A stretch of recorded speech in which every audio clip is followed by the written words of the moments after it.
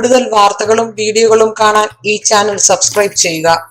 കൂടെ bell button അമർത്തുക. നമസ്കാരം. ധനയോഗം സംഭവിക്കുന്ന നാളുകൾ ഏതൊക്കെയാണെന്ന് നോക്കാം. എങ്ങനെയൊക്കെയാണ് ധനയോഗം സംഭവിക്കുന്നത് ഈ നാളുകാർക്ക്? പൂരാട നക്ഷത്രം കൃഷിയിൽ നിന്ന് നിങ്ങൾ ഉദ്ദേശിച്ചതിനേക്കാളും നാൽക്കാലികൾ കൃഷിയിൽ നിന്ന് ഉദ്ദേശിച്ചതിനേക്കാളേറെ ലാഭം ഈ വർഷം നിങ്ങൾക്ക് നേടാൻ കഴിയുന്നതാണ്. ബുധ-ശുക്ര യോഗത്താൽ ശത്രുശല്യം കുറഞ്ഞിരിക്കുന്ന ഒരു കാലമാണ്. കൃഷിഭൂമി സ്വന്തമാക്കാനുള്ള ഒരു യോഗം ഇതുമൂലം ലഭിക്കുന്നുണ്ട്.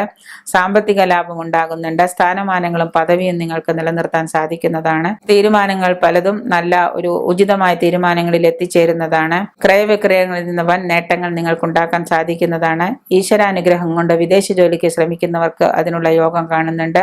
പല പ്രതിബന്ധങ്ങളെയും തരണം ചെയ്ത് നല്ല രീതിയിലുള്ള ഒരു ജോലിയോ പ്രതിബന്ധങ്ങളെ തരണം ചെയ്ത് നല്ല നിലയിലോ എത്തിച്ചേരാനുള്ള ഒരു സാഹചര്യം കൂടി കാണപ്പെടുന്നുണ്ട്. നിങ്ങളുടേതായ സ്വന്തം വീട്, ഭവനം ഇത് നിങ്ങൾക്ക് നേടാൻ സാധിക്കുന്ന ഒരു കാലമാണ്. ഈശ്വരാനുഗ്രഹം കൊണ്ട് പല കാര്യങ്ങളിലും നിങ്ങൾക്ക് നേട്ടങ്ങളും കൈവരിക്കാൻ സാധിക്കുന്നുണ്ട്. പുതിയ സംരംഭം തുടങ്ങാൻ ആഗ്രഹിക്കുന്നവർക്ക് പറ്റിയൊരു സാധ്യതയും കൂടി കാണുന്നുണ്ട്. മെയ് ജൂൺ മാസങ്ങളിൽ അധിക വരുമാനം ലഭിക്കുവാനുള്ള ഏതെങ്കിലും മാർഗങ്ങൾ നിങ്ങൾ അന്വേഷിക്കുകയോ അതിൽ നിന്ന് നിങ്ങൾക്ക് അധിക വരുമാനം ലഭിക്കുകയോ ചെയ്യുന്നുണ്ട്.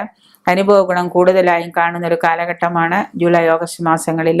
വാക്കും പ്രവൃത്തിയും ഫലപ്രാപ്തിയിലെത്തുകയും അതുമൂലം നിങ്ങൾക്ക് കൂടുതൽ ഉന്മേഷവും വരുന്നതാണ്. ശത്രുക്കളാണെന്ന് കരുതി നിങ്ങൾ പലരെയും അകറ്റി നിർത്തുന്നത് കൊണ്ട് നിങ്ങൾക്ക് പല നഷ്ടങ്ങളും സംഭവിക്കുന്നതാണ്. പുതിയ സംരംഭങ്ങൾ തുടങ്ങാൻ പറ്റിയ ഒരു കാലഘട്ടമാണ് ഈ വരുന്ന പിന്നീടുള്ള കാലം.